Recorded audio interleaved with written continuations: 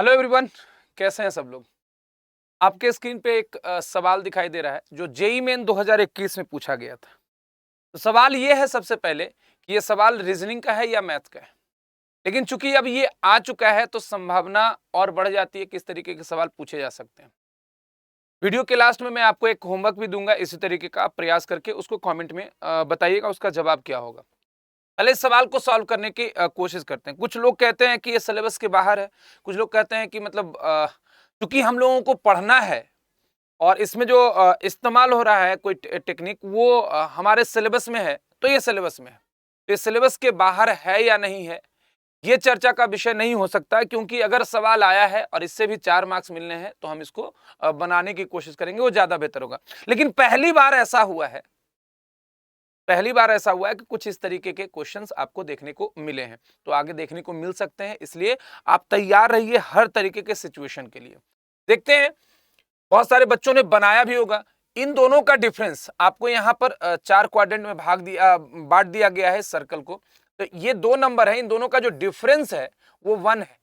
ठीक है, अब यहां से 1 से पता नहीं चलेगा कि क्या हुआ, लेकिन यहां पर देखेंगे ये साफ साफ बता रहा है, इससे पता नहीं चलेगा, ये तो पूछा ही जा रहा है। इसको देखिए, इन दोनों का डिफरेंस 3 है, तो 3 यहां लिखा हुआ है और पावर 6 है। तो 1 से तो पता नहीं चलेगा कि 6 कैसे आया, 3 गुने 2 भी हो सकता है, 3 का अगला मल्टीपल है, ऐसा कह सकते हैं, कुछ भी कह सकते हैं।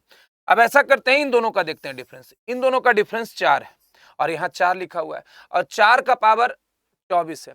ये जो है 4 फैक्टोरियल है, ये जो है 3 फैक्टोरियल है।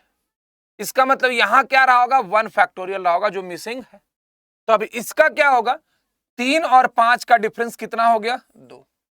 3 और 5 का डिफरेंस कितना हो गया, 2। तो यहां पर क्या हो जाएगा, 2 और उसका पावर उतना ही फैक्टोरियल, 2 का पावर 2 फैक्टोरियल क्या हो जाएगा, 4। तो 4 will be your answer. Missing place पे जो नंबर होगा वो 4 होगा।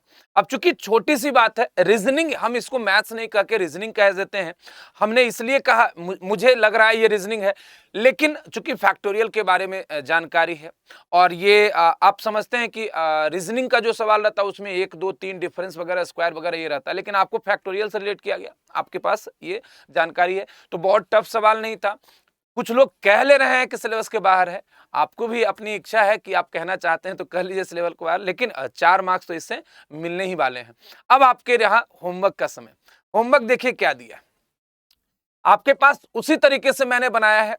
1 और 3 है, यहां 4 है, 3 और 5 है, यहां 8 है।